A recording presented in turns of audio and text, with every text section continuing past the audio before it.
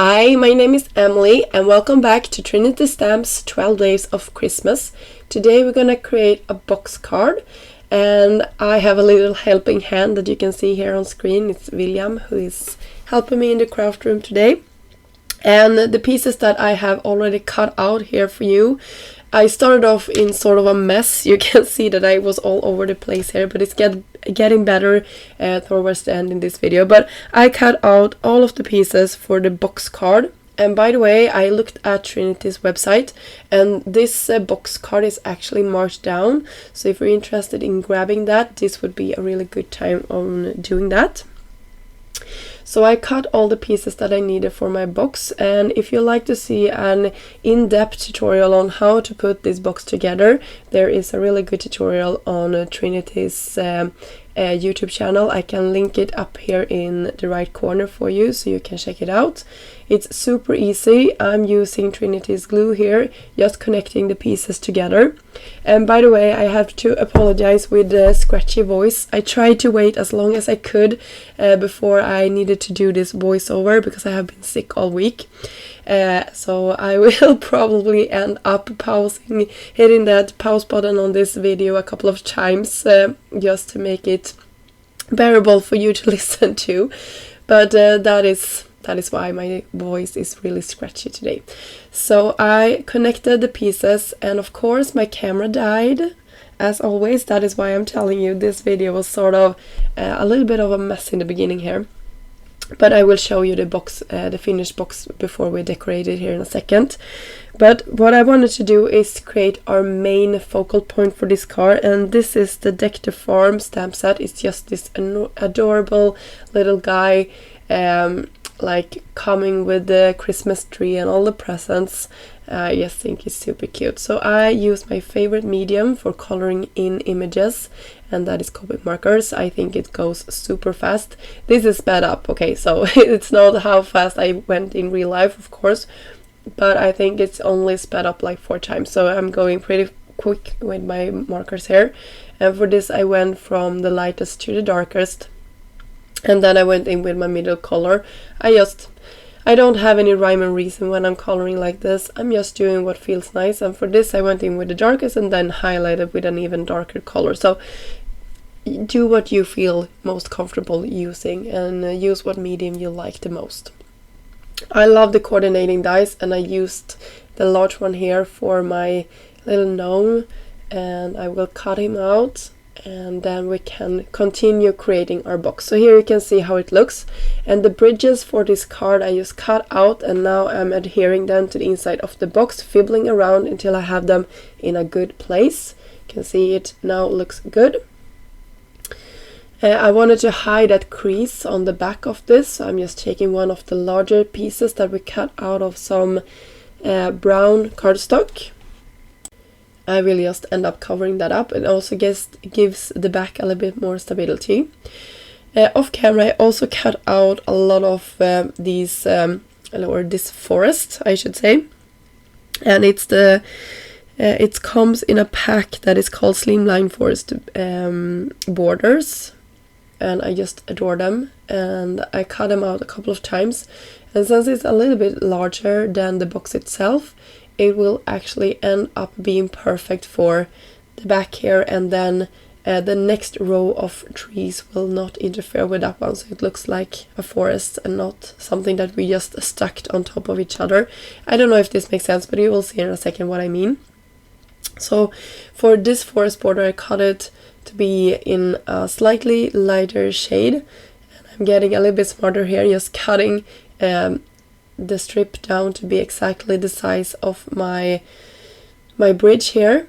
So I'm just adhering that with some liquid glue, and when that has sticked well to the piece, you can see my trees are a little bit offset. That is what I tried to explain earlier.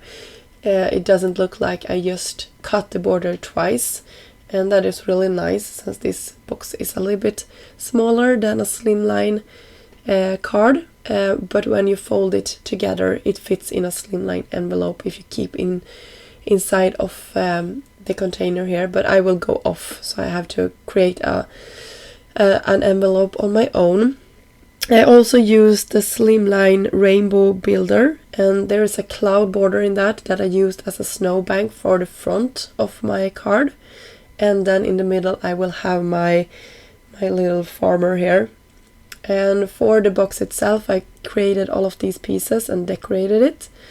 So I believe for the flap on the top I cut 4 identical pieces and 2 for the wide in the middle. And for the down part I only needed 2 and 1. And the back I left white because that is the perfect place of writing your message for your recipient of this box card. So this really went super quick. And when you have everything like this, it really gives the box all of the stability that it needs. And I wanted to raise up my farmer here, so I just used some strong acetate that I had in my stash. This is just recycled plastic from some products that I bought, and it really makes these float a little bit above my cloud there, so it looks nicer and you can see more of the image. And for decorating a little bit more, I used the Santa mug die. And also for my sentiment I used the Simple Sentimental Holidays, and I used the coordinating dice for that set as well as one of the sentiments. You will see it in the last pictures here. I just put a heat embossed happy above holidays. So gold glitter cardstock as well as some vellum in a gold shade. And then we have these cute snowflakes. I did the same trick here, just some acetate and strong tape, and then they will float above our scene. So this is really fun. I love how this turned out. And some snowflakes for the sides as well. Super cute. I just love this. And sorry about the glare in the plastic there. There you can see my recycled plastic, by the way. So it's nothing fancy, it's just something that came with a package for one of my kids' toys. So here we go. I will have one more finishing touches. These are some holly leaves that I also got in the Santa mug die set. And I will just use some liquid adhesive and putting them down around my holiday sentiment.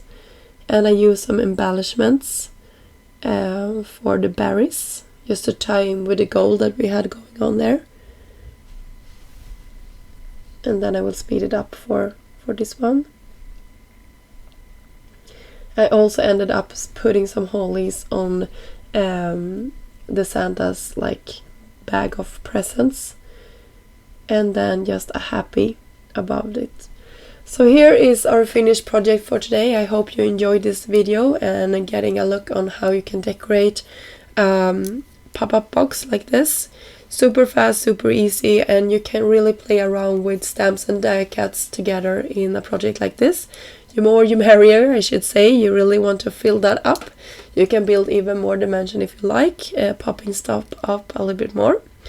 I hope you had fun watching this, and all of the products will be linked down below. And don't forget to check out this day's special deal on Trinity stamps. I will have a picture of it in a second here. And until next time, have a great day. Bye!